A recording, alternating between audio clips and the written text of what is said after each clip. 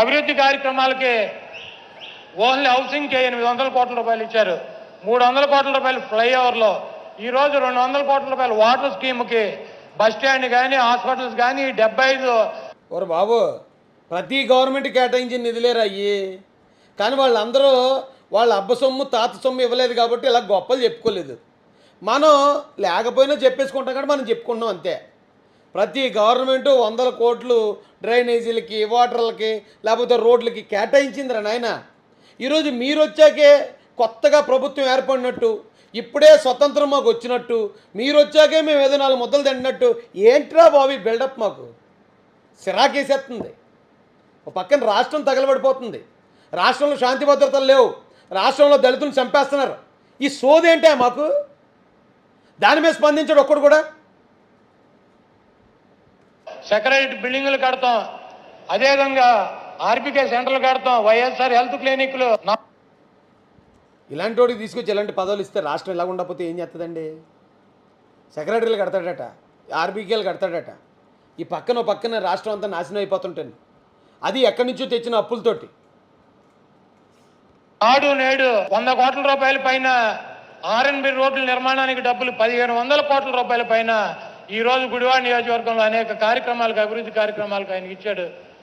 అదేవిధంగా మాకు 2 మండలాలు ఇచ్చాడు అనకూడదురా నాయన బుజ్జుకన్నా. ప్రభుత్వం నుంచి కేటాయించాడు అనాలి. ఆయన జేబులో తీసి ఇస్తేనే ఆయన ఇచ్చాడు అనాలి. ఎందుకే పేద ప్రజలను అలా మోసం చేస్తున్నారు? ఆయన ఇచ్చాడు, ఆయన కట్టాడు, ఆయన వెదజల్లాడు, ఆయన బటన్ నొక్కాడు. ఎందుకే ఈ బిల్డప్? అటు ఇటు 2 కాలాలు ఉంటాయి, మొత్తం చేపల చెరువులే. రోడ్లు వేస్తే ఒక సంవత్సరంలో మొత్తం పోతాయి. ఎందుకంటే లోడ్ లారీలు చేపలకు ఫీడ్ వేసుకెళ్తాయి చెరువులకి, మళ్ళీ ఆ చేపలు తీసుకెళ్తాయి, పెద్ద పెద్ద లారీలు తిరుగుతున్నాయి. వాటికి అటు ఇటు కూడా రివిట్మెంట్ వాళ్ళు కట్టి రోడ్లు వేస్తే కానీ ఆగని పరిస్థితి. విజయవాడ రోడ్డు చాలా మంది చెబుతారు, 6 కిలోమీటర్లు రివిట్మెంట్ వాళ్ళు కట్టి రోడ్డు వేస్తే 20 కోట్లు అయింది. చంద్రబాబు నాయుడు అయితే ఏం చేసేవాడు తెలుసా? ఆ 30 కిలోమీటర్లు 3 సార్లు వేసేవాడు. 6 కోట్లు పెట్టి వేస్తే ఒక ప్లేయర్ వేస్తే అయిపోద్ది, మళ్ళీ అది 3 నెలల్లో పోద్ది, మళ్ళీ సంవత్సరం ఆగి మళ్ళీ 6 కోట్లు వేసేవాడు. పర్మనెంట్ వర్క్ జరగాలని చెప్పి 5 కిలోమీటర్లు 6 కోట్ల రోడ్డుకి 20 కోట్లు తీసుకున్నారట వీళ్ళు. అది ఆయన చెప్పేదంతా. 20 కోట్లు ఎందుకు అయిందా? అంతకుముందు తెలుగుదేశం గవర్నమెంట్లో 6 కోట్లు ఎందుకున్నా లేదు, కన్నాలు అడిపోతుంది. అందుకని మేము ఇనుము, బంగారం, ఇత్తడి అన్నీ కలిపి అప్పుడు వేసాం రోడ్డు, అందుకని 20 కోట్లు అయిందని చెప్పుకొస్తున్నాడు. అందులో వెళ్ళని తినేశారు. కాలువకు రివిట్మెంట్ వాళ్ళు కట్టి ఆ రోడ్డు వేసాం. అదేవిధంగా ఒక రోడ్డు వేసి ఉంటారు వీళ్ళు రాష్ట్రంలో, వీళ్ళ బతుక్కి. ఆ ఒక్క రోడ్డు వేయటం వల్ల దాన్ని ఎంత బిల్డప్ ఇచ్చుకొని చెప్తున్నారు. బాబు బుజ్జుకన్నా, మా రోడ్లు ఏమి వేయలేదు నాయన, మా రోడ్లన్నీ అలాగే ఉన్నాయి అధ్వాన స్థితిలో. ఇక్కడ ఎక్కడ రోడ్డు వేయలేదు జగనన్న. వేసిన ఒకే ఒక రోడ్డు, దాన్ని మాత్రం రాష్ట్రం మొత్తం పబ్లిసిటీ చేసుకుంటారు నాయన. రివిట్మెంట్ వేసాం, దాంట్లో ఇంకోటి కలిపాం, బంగారం కలిపాం, ఇనుము కలిపాం అని చెప్పి. ఏంటండి బాబు ఈ దారుణం? అనేక సమస్యలు, రోడ్లు కావచ్చు, డ్రైనేజీలు కావచ్చు, ఇంకా అనేక సమస్యలు ఉన్నాయి. వాటన్నిటికీ ఒక 500-600 కోట్ల రూపాయలు కావాలన్నా. అయితే మీ ఆర్థిక పరిస్థితి, రాష్ట్ర ఆర్థిక పరిస్థితి, మీరు పడుతున్నటువంటి పరిస్థితి, ఆయన ఆర్థిక పరిస్థితికే, ఆయన ఆర్థిక పరిస్థితి 500 కోట్లు కాదు, 5,000 కోట్లు ఇవ్వగలడు ఆయన సొంత డబ్బులు అయితే. అంత ఆస్తిపరుడు ఆయన. ఆయన ఆర్థిక పరిస్థితి బాగానే ఉంది. రాష్ట్రం ఆర్థిక పరిస్థితిని అధోగతికి తీసుకుపోయాడు మహానుభావుడు. ఎవరైనా ఎక్కడన్నా ప్రభుత్వ ఆస్తులు ఎక్కువ ఉంటాయి, పర్సనల్గా మన వ్యక్తిగత ఆస్తులు తక్కువ ఉంటాయి. కానీ ఇక్కడ ప్రభుత్వ ఆస్తుల కన్నా జగనన్న ఆస్తులు ఎక్కువ. జగనన్న ఇవ్వాలనుకుంటే రాష్ట్రం మొత్తం రోడ్లు వేసేయగలడు, అంత డబ్బు ఆయన మన ప్రభుత్వ ధనాన్ని చక్కగా జాగ్రత్త పెట్టుకున్నాడు. ప్రభుత్వం దగ్గర లేదు డబ్బు అని చెప్పు, అంతేగాని జగన్ గారి పరిస్థితి అంటే జగన్ గారు ఆయన డబ్బు లేకుండా ఉన్నాడా? చూశాను కాబట్టి నేను ఇప్పుడు ఇమ్మని చెప్పి అడగట్లేదు, కానీ నెక్స్ట్ 5 సంవత్సరాలు కూడా ఈ రాష్ట్రానికి పర్మనెంట్గా ముఖ్యమంత్రిగా మీరే ఉంటారు. మేము నెక్స్ట్ 5 సంవత్సరాల్లో పర్మనెంట్ ఏదో చెప్పరా బాబా? పర్మనెంట్ అంటే 5 సంవత్సరాలు, 3 సంవత్సరాలు, 2 సంవత్సరాలు కాదు. పర్మనెంట్ అంటే బతుకున్నంతకాలం అని. నెక్స్ట్ 5 సంవత్సరాలు ఎలా వచ్చేస్తాడు ఈయన? రాష్ట్రానికి 8 లక్షల కోట్లు అప్పు అయిపోతే, రాష్ట్రంలో కనీసం ఎవరికి ఒక గవర్నమెంట్ ఉద్యోగం ఇవ్వకుండా, రాష్ట్రంలో ఎవరికి ఒక ఉపాధి కార్యక్రమం లేకుండా, రాష్ట్రానికి ఒక ఇండస్ట్రీ లేకుండా, రాష్ట్రంలో ఒక రోడ్డు వేయకుండా 30 రూపాయలు ముష్టి వేసేస్తే జనాలు మళ్ళీ ఓటేస్తారా? అందుకని పర్మనెంట్ ఉద్యోగం ఇది, పర్మనెంట్ ముఖ్యమంత్రి ఇది పర్మనెంట్ జాబ్ అన్నట్టు పర్మనెంట్ ముఖ్యమంత్రి అంటే ఏంటన్నా? అది నీకు అంతకన్నా ఏం తెలుస్తుందిలే. ఇప్పుడు లారీ డ్రైవర్గా ఉన్నప్పుడు పర్మనెంట్ జాబ్ క్రాంతి ట్రాన్స్పోర్ట్లో వచ్చింది, నవత ట్రాన్స్పోర్ట్లో వచ్చింది అంటే నీకు అలవాటు కాబట్టి. అలాగే ముఖ్యమంత్రి కూడా పర్మనెంట్ పోస్ట్ ఉంటుంది అనుకుంటున్నావు నువ్వు.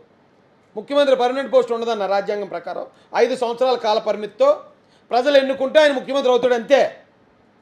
పర్మనెంట్లో ఉండవు ఇక్కడ. నువ్వు ఎమ్మెల్యే మళ్ళీ మంత్రివి. 8వ తరగతి పిల్లలు నేర్చుకుంటారు ఈ పాఠాలు, 7వ తరగతి పిల్లలని. అవి ఇప్పుడు నీకు చెప్పాల్సి వస్తుంది నేను. మళ్ళీ ఆ సీటు నుంచి దించగలిగినటువంటి మగాడు ఈ రాష్ట్రంలో పుట్టలేదు. ఏ సీట్ నుంచి? ఆ మీటింగ్లో ఆయన వేసుకున్నాడు తెల్ల కుర్చీ, దాని నుంచి ఎవడు తిప్పుతాడు? అది ఎవడికి కావాలి? ఆ దూరత ఎవడికి ఉంది? ఆ తెల్ల కుర్చీ నుంచి ఆయన ఎవడో దింపడు. సీఎం పదవి నుంచి మాత్రం ఆల్రెడీ అయిపోయింది ఆ కథ. అందుకే కదా ఎంత ఫ్రస్ట్రేషన్ మీకు. అందుకే ఒకడు బిల్డప్లు ఇచ్చుకోవటం. నువ్వేమో బిల్డప్ ఇస్తా ఉంటావు ఆయనకి, ఆయన ఏమో ముసుముసు నవ్వుకుంటూ ఉంటాడు. గుడివాడకి శాసనసభ్యుడిగా నేనే ఉంటా మీ దయ వలన. జనాల దయ వల్ల అన్నాళ్ళే, తర్వాత అన్నాడు అనుకోండి. ఇది నా అసలు లక్ష్యం. నేను కానీ ఒక్కసారి పదవిని దిగానంటే జగనన్న నువ్వు ఎక్కడ ఉంటావు నాకు తెలియదు, కానీ నేను ఎక్కడ ఉంటానో నాకు తెలియదని ఈయన భయం ఇప్పుడు. ఎందుకంటే అధికారం చేతిలోకి వచ్చినట్టు ఇందాక నందిగాం సురేష్ రెచ్చిపోయినట్టు ఈయన కూడా అసలు ఎన్ని ఘోరమైన మాటలు మాట్లాడాడు. ఎంతోమందిని కించపరిచి, ఎంతోమంది మనసు గాయపరిచాడు, ఎంతోమందిని అవమానపరిచాడు. ఒక్కసారి అధికారం వస్తేనే ఇంత దారుణంగా మారిపోయారంటే మరి అందుకే కదా మిమ్మల్ని సైకోలు అన్నారు కొడాలి నాని అన్న. వీళ్ళ దయ వలన నెక్స్ట్ 5 సంవత్సరాల్లో మాకు రోడ్లు కానీ డ్రైన్లు కానీ ఏ కార్యక్రమానికి 1500 కోట్లు ఇచ్చారు. దాంట్లో సగమే ఉన్నాను. 750 కోట్ల రూపాయలు ఇస్తే మిమ్మల్ని ఏమి. ఈ బిల్డప్ చూడండి. ఈయనేదో తగ్గించి అడిగినట్టు, ఆయన ఏదో సొంత డబ్బులు ఇస్తున్నట్టు. మా 1500 కోట్లు అంత వద్దులేనా, 750 కోట్లు ఇవ్వండి. ఏట్రా ఈ బిల్డప్ ఏట్రా అన్నయ్య బుజ్జికన్లో? మీరు ఒకవేళ ఈ మాట్లాడుకోవాలంటే రూమ్లో మాట్లాడి సావచ్చు కదా. ఎలాగే మీటింగ్కి వచ్చేటప్పుడు ఆ రూమ్లో ఎక్కడ కూర్చొని ఉంటాడు, అక్కడికి వెళ్ళి అన్న మా 1500 కోట్లు 700 కోట్లు ఇవ్వండి, అక్కడ 500 కోట్లు అడితే మీ దగ్గర డబ్బులు లేవు, మీరు ఇలా ఈ సోదంతా ఇంట్లో రూమ్లో మాట్లాడుకోవాల్సింది. మీటింగ్ పెట్టి ప్రజలందరి ముందు ఏకపాత్రాభినయం కాదు, ఇది ద్విపాత్రాభినయం. ఓ డ్రామా వేసినట్టు, ఓ నాటకం వేసినట్టు. ఏంటండి స్కిట్లు? ఇక్కడ మాట్లాడుకోవడం ఏంటి వీళ్ళిద్దరు? ఇక్కడికి వచ్చాక అడగడం ఏంటినా? ఇప్పటిదాకా జగన్మోహన్ రెడ్డి ముఖం కనపడలేదు దీనికి. ఆయన ఎక్కడ మాట్లాడే అవకాశం ఇవ్వలేదా? ఇప్పుడే దొరికితే పోనీ ఒకవేళ మాట్లాడాడంటే అర్థం ఉంది. ఎప్పుడు కలిసి తప్పించుకుంటారు కదా. ఎప్పుడు కలిసి ఉన్నప్పుడు ఎన్నే మామూలుగా అడగొచ్చు కదా కొడాలన్న. ఎక్కడ జనాల ముందు నువ్వు ఏదో అడిగేస్తున్నట్టు, ఆయన వచ్చి ఆయన వరాలు ఇచ్చేస్తున్నట్టు. ఎందుకన్నా ఇంకా ప్రజలను మోసం చేయటం? అమాయకమైన ప్రజలు ఆల్రెడీ మోసపోయి ఉన్నారు.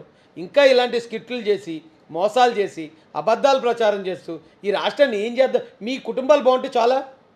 రాష్ట్రంలో ఇంక పేదవాడు ఎవడు బాగుపడొద్దా? ఎవడు బతకొద్దా? ఇంకా శ్మశానం చేస్తారు ఇంక రాష్ట్రాన్ని.